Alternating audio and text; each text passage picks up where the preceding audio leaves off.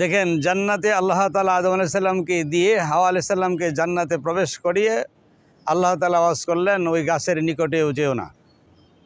এ কথা বলে আল্লাহ চলে আসলেন। এরপরেই শয়তান মহিলা রূপ ধারণ করে কান্নায় ভেঙে পড়লেন।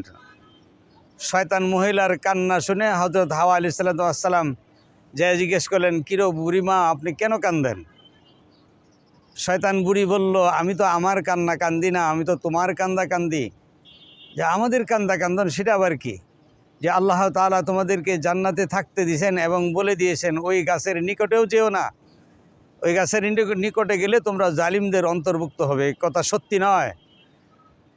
ওই গাছের নিকটে যেইতে নিষেধ করেছেন, কিন্তু ওই গাছের ফল খাইতে তো নিষেধ করেন নাই। শয়তান নিজে ওই গাছের ফল ছিঁড়ে এনে হাওয়া আলাইহিস সালামকে খাওয়ালেন এবং মায়া কান্না করে জান্নাত থেকে একসময় বাহির করে নিয়ে আসলো।